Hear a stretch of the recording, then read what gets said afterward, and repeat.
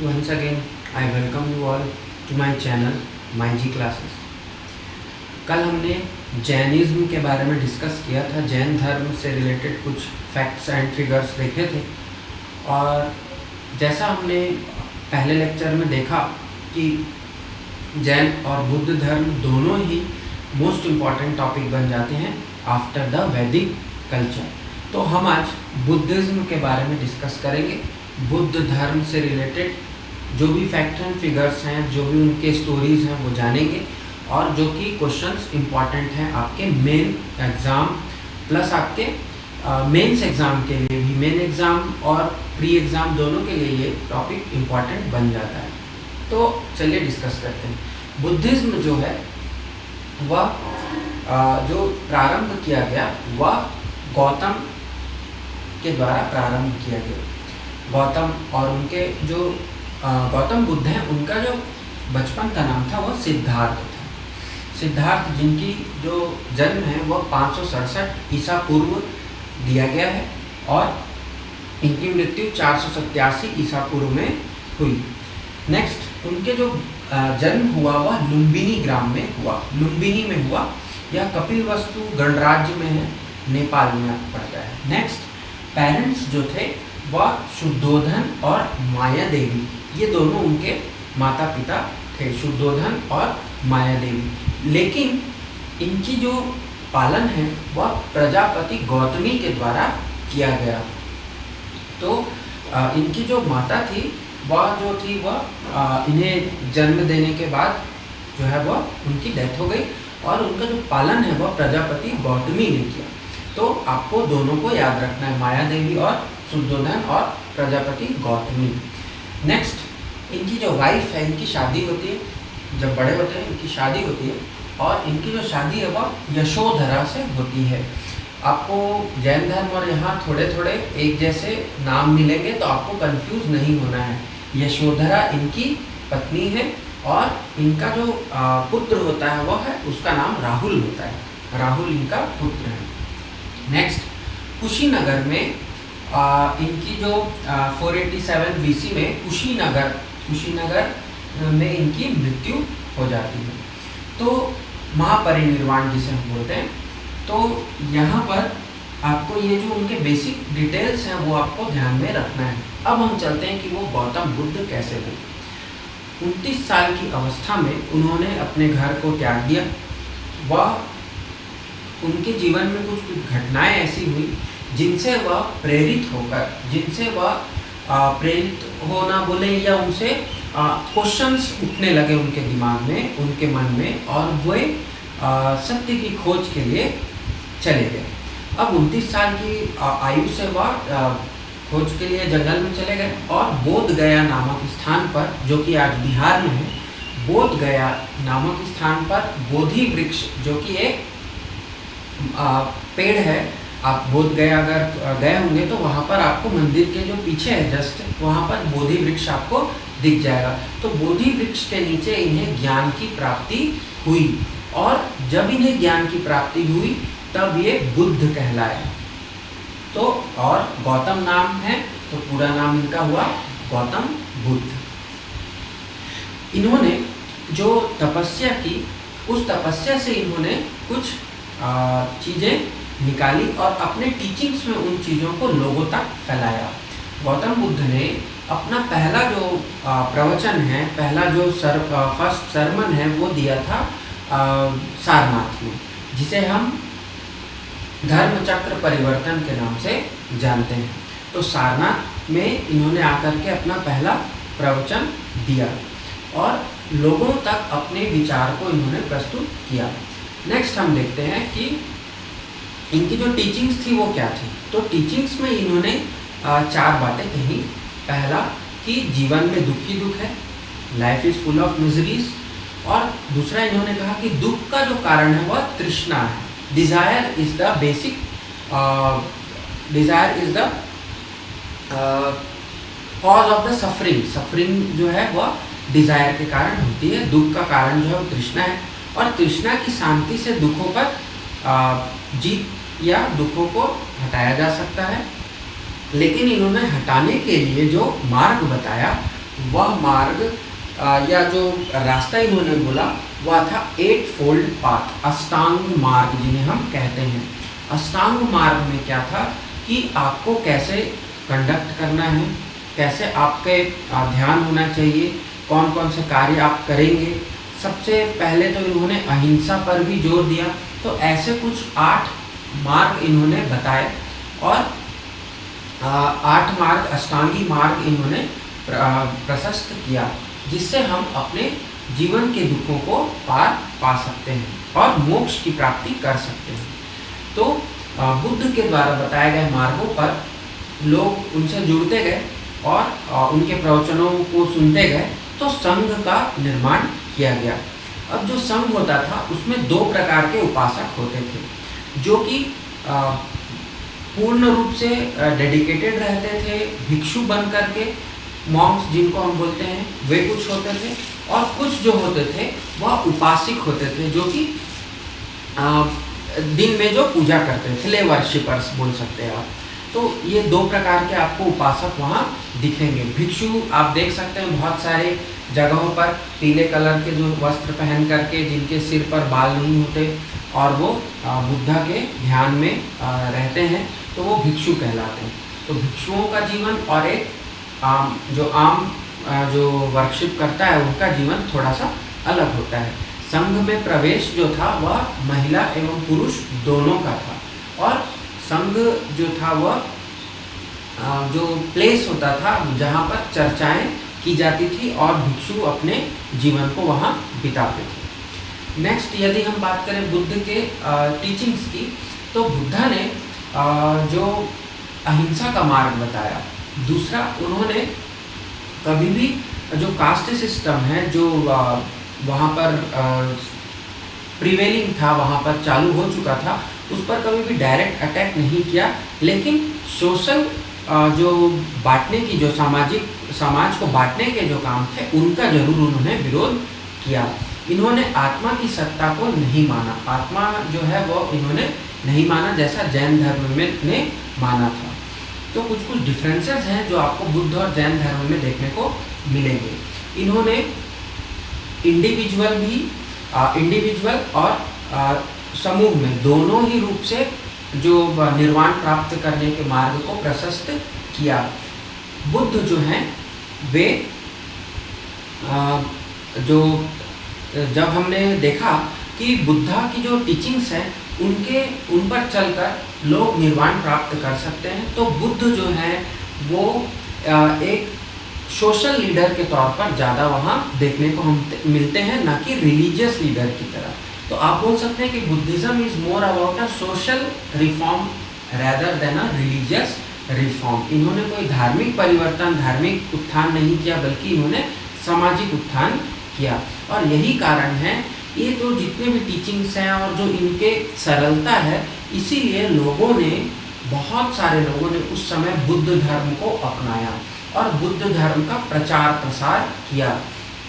बुद्ध धर्म के प्रचार प्रसार के लिए बहुत से राजाओं ने इसे आश्रय भी दिया, जिसमें हम देखेंगे मौर्य वंश का खास करके जो राजा थे वो बहुत सारे राजाओं ने इसे प्रश्रय दिया। और बुद्ध धर्म में जो मोस्ट इम्पॉर्टेंट आपको राजा पढ़ना है या हमको देखना है आगे, वो है अशोक, सम्राट अशोक एम्परर। तो आपको बुद्ध धर्म से रिलेटेड और भी बहुत सारे राजा थे, अजातशत्रु थे, बिंबिसार थे, सब मगध के जो राज्य समय समय पर इन्होंने धारण किया, तो वो सारे राजाओं ने बुद्ध धर्म को आश्रय दिया। जैसे ही बुद्ध जो है वो उनका महापरिनिर्वाण हो जाता है 487 BC के अराउंड, तो वहाँ पर कुछ काउंसिल्स ऑर्गेनाइज की जाती हैं और बुद्ध धर्म का विभाजन हमें देखने को मिलता है।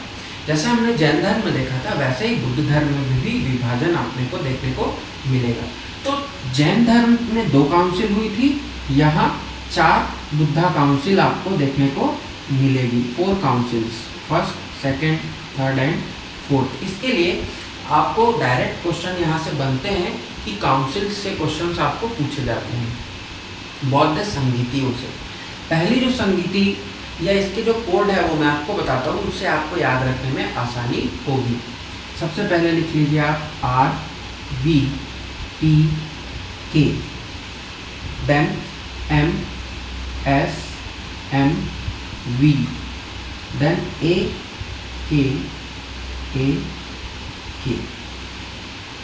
अब आपको याद रखना है, ये कोड्स हैं, इन कोड्स के आधार पर आप आसानी से याद रख सकते हैं। सबसे पहला जो RVP के आपको दिख रहा है, ये प्लेसेस हैं जहाँ पर वो बुद्ध संगीतियाँ ऑर्गेनाइज हुई। R फॉर राजगृह, जो कि उनकी राजधानी थी मगध की, V for Vaishali, P for Pataliputra and K for Kundalvan या कश्मीर। कश्मीर में कुंडल ग्राम है, कुंडलवन है, वहाँ पर हुआ था। तो राजगृह, वैशाली, पाटलिपुत्र एंड कश्मीर, ये प्लेसेस हैं। RVPK। आप याद करने के लिए इसको कुछ भी नाम दे सकते हैं, रवि वर्मा PK है, कुछ भी बोल सकते हैं, कोई भी नाम दे सकते हैं, मैं किसी से रिलेट नहीं करूँगा। नेक्स्ट है MSMV। किन्होंने इसका जो हेड किया, चेयरमैन कौन थे? चेयरमैन जो सभा के चेयरमैन होते तो उनके नाम है MSMV। इजी है। महाकष्ट फर्स्ट काउंसिल में थे, देन ऐसे सभा का भी, then third is मोगिल putra Tishya, then fourth is Vasumitra.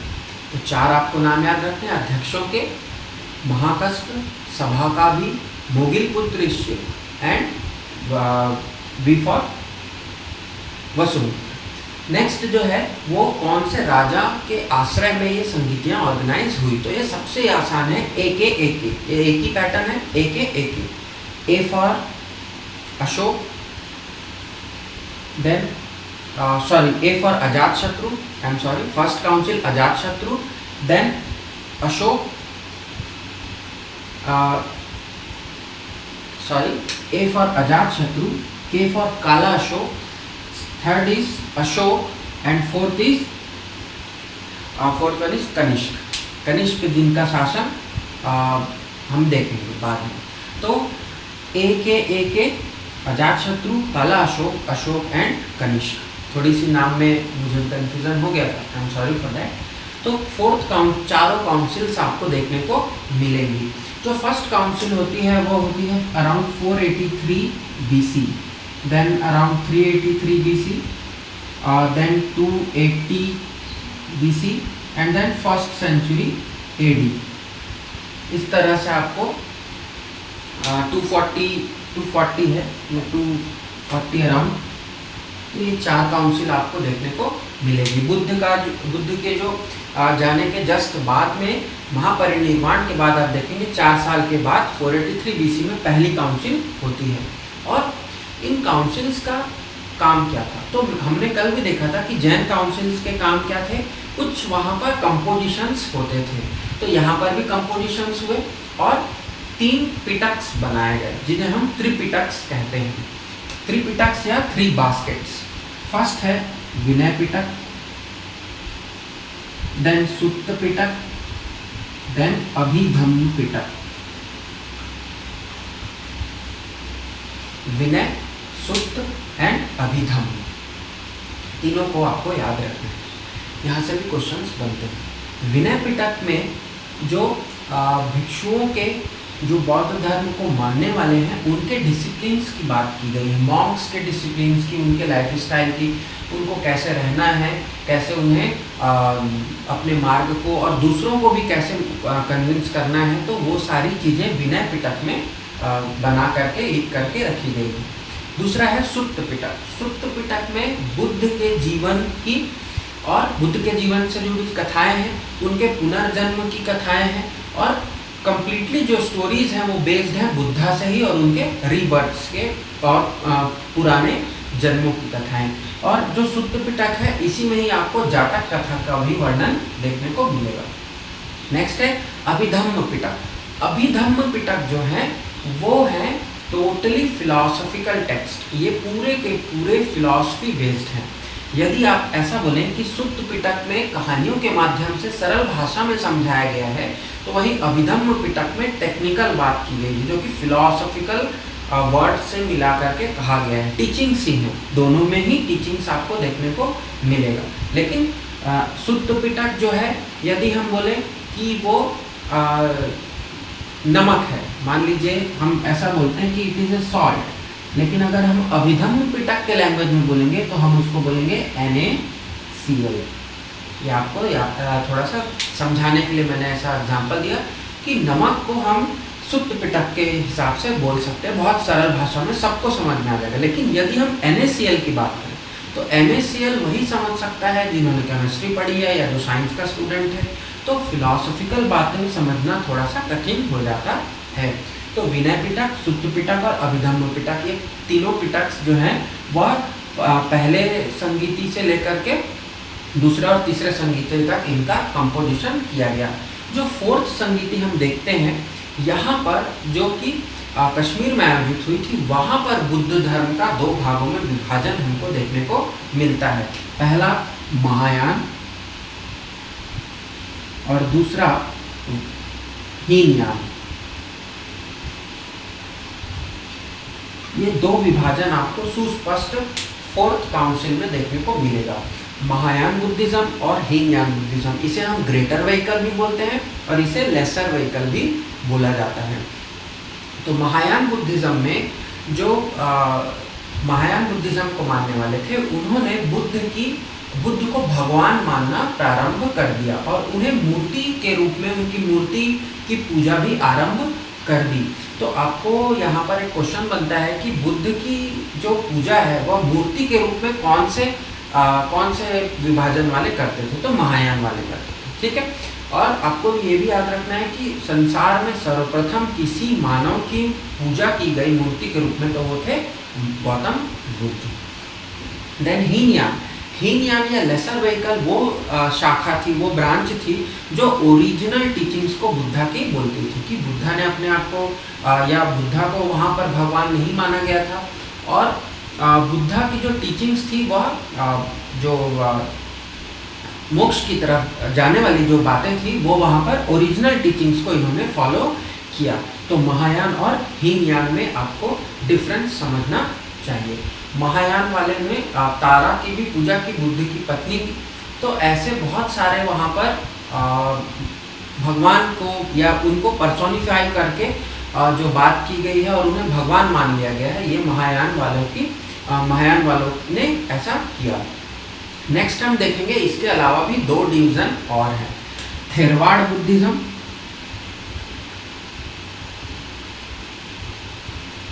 Theravada and Vajrayana.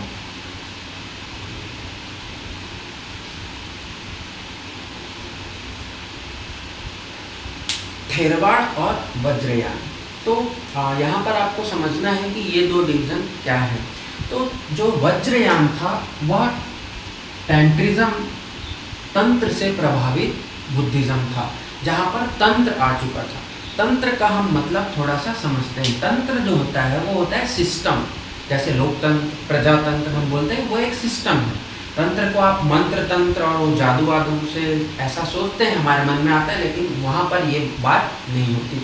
Vajrayana जो था वहाँ पर तंत्र आ चुका था। अब जहाँ तंत्र आ जाता है वहाँ पर आप देखेंगे कि रूल्स डिफाइन होने लग जाते हैं और कुछ सेट ऑफ रूल्स के थ्रू ही हम फिर चलने लगते हैं। तो महायान बुद्धिज्म जो था वो वज्रयान को या महायान से ही वज्रयान का उदय आप बोल सकते हैं, दोनों ही एक दूसरे के साथ जुड़े हुए हैं। वज्रयान जो था टेंट्रिज्म को फॉलो करता था, तंत्र आ चुका था, और महायान बुद्धिज्म जो था वो उसके बहुत ज़्यादा क्लोज था। वहीं हम अगर थेरवाड़ की बात करें तो वो हीनयान के क्लोज आपको दिखेगा। थेरवाड़ जो था वो था कि ओरिजिनल जो टीचिंग्स थी बुद्धा की, उन्हीं को ही उन्होंने आधार मानकर बनाया। तो चले तो हीनयान के क्लोज आप थेरवाड़ बुद्धिज्म को आता हुआ देखेंगे।